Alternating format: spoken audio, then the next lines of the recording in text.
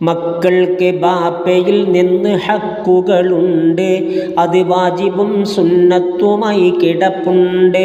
നരകത്തെ നിങ്ങൾ സ്വന്തമായി സൂക്ഷിക്കണേ, അതുപോലെ ഭാര്യ മക്കളെയും കാക്കണേ.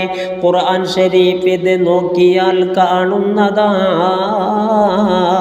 അല്ലാഹു തന്നെ വിളിച്ചതിൽ പറയുന്നതാ. ഖൽബിൻ്റെ കനിയാ മക്കളെന്ന് ഹദീസ് അതിൽ കാണാം. അബൂ യഅ്ല റവാഹു മുസ്നദിൽ.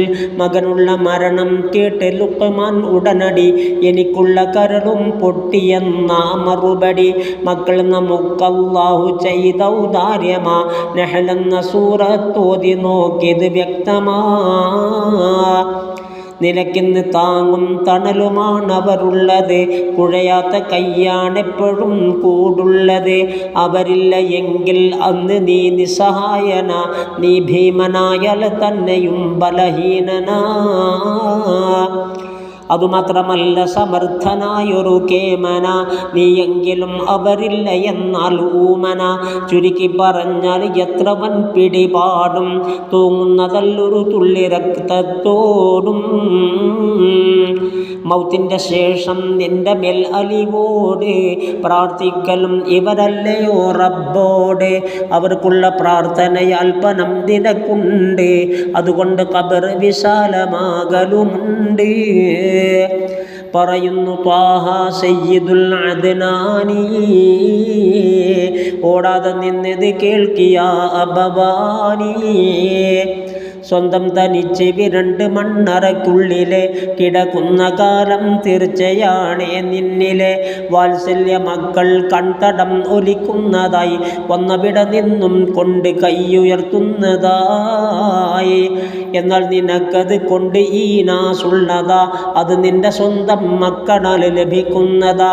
പ്രാർത്ഥിക്കുവാനിരിക്കുന്ന സമയം നിന്നെയും ഓർമ്മിക്കുവാനാരുണ്ട് ഇവരല്ലാതെയും. ഇല്ലെന്ന് വന്നാൽ കുട്ടികൾ ഒരു വീട്ടിലെ ബറക്കത്തും അതിലില്ലെന്നുമുണ്ട് ഹദീസിലെ. ഇതുപോലെ ബൂശൈഖ് പറയുന്നതാ, അത് ഇബ്നു അബ്ബാസിൻ്റെ കൈ വഴി വന്നതാ. ഉരമുള്ള രീതി നീ എപ്പോഴും എടുക്കേണ്ട, അവർക്കെപ്പോഴും അതു ഭാരമാണത് കൊണ്ടാ. മരിക്കട്ടെ വേഗം എന്നവർ കൊതിക്കുന്നതാ, രുചിക്കാത്ത വിഭവം ദേവനും വെറുക്കുന്നതാ. മയമെപ്പോഴും അവരോട് നീ കാട്ടേണ്ടതാ എന്നുള്ളതും നബി മുസ്തഫ പറയുന്നതാ. മകൾ ഫാത്തിമ വരുന്നെന്ന് കണ്ടത് കൊണ്ട് നബി ചെന്ന് സ്വാഗതം ചെയ്യലും പതിവുണ്ട്. നബിയും സഹാബത്തൊത്ത് നിസ്കരിക്കുന്നതായി എല്ലാവരും വഴി പോലെ തന്നെ സുജൂദിലായി. ഉടൻ തന്നെ സയ്യിദുനാ ഹുസൈൻ കയറുന്നതായി. നബിക്കുള്ള പിരടിയിൽ തന്നെ താൻ ഇരിക്കുന്നതായി. ഇറങ്ങുന്ന സമയം വരെ സുജൂദും നീട്ടലായി. അനുയായികൾ അറിയാതെയും കിടക്കുന്നതായി.